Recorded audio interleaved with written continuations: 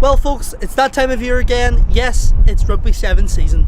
The adaptive game, as it's also known, is a sport like no other. With hard hits, darting runs and amazing tries, it really is a spectacle. But for those with no understanding of Rugby Sevens, do not worry, because Dean Kelbrick, Rugby Development Officer at Glasgow Sport, explains the rules. So Rugby Sevens is different from Rugby 15s in that you only have 7 players on the pitch. You still play on a full-sized pitch, so it's a huge amount of ground that you've got to cover with half the number of players. So it's quite different in that sense. Some of the rules that are different in 15s rugby, you would have 8 men in the scrum. In sevens, you only have 3. Same with the line out as well. You've only got the 3 guys in the line out. In 15s, the team that scored would receive the kickoff, whereas in sevens, the team that scores then kicks to the other team. So it's a little bit different, but the rules are mostly the same. So now we know the rules, let's kick off into some action. Played over 2 7-minute halves, Rugby Sevens is a demanding sport. You've got to be quick, fit and strong, especially as the sport is becoming more professional. These skills and abilities are on show at the numerous competitions held over the country.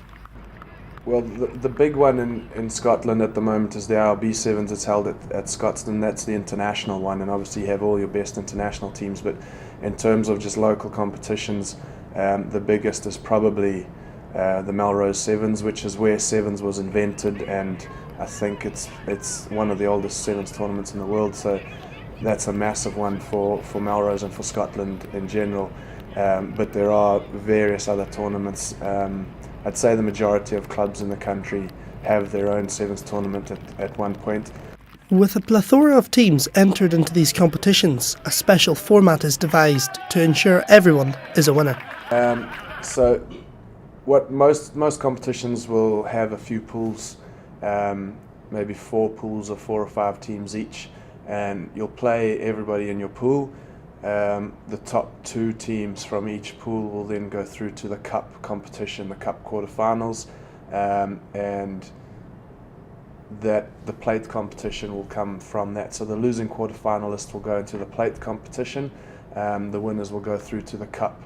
From the initial pools, the teams that finish below the top 2, they'll go through to the bowl and the shield competition. And that just gives everyone something to play for. Even if you don't do too well in your pool, you've still got something to progress to, you've still got something to play for, and a trophy that you could win at the end of the day. Being a Commonwealth sport, an Olympic sport from 2016 onward, and due to the IRB Sevens World Series, Rugby Sevens is growing, touching the 4 corners of the world. Yeah, it's just really taking off. The IRB circuit has a few tournaments all around the world, the likes of Australia, New Zealand, South Africa, Australia, Scotland, England, Hong Kong, Tokyo is the new one in Japan, so they've added a new tournament in there, Dubai obviously as well. So it's getting bigger and it's spreading all around the world, and it's growing in popularity. These competitions not only fun to participate in and spectate, but they are also a great development tool for the novice, amateur and professional rugby player. Gregor, head coach of Glasgow Warriors, tells us more. I think it's a great development tool because the skills that you work on at sevens, the passing, tackling, but also cleaning out ruck, those are the fundamental skills you need in 15s. And whether you're a hooker, a back rower or a backline player, you can learn that in sevens. So, Rugby Sevens, new to the sport or not, why don't you give it a try?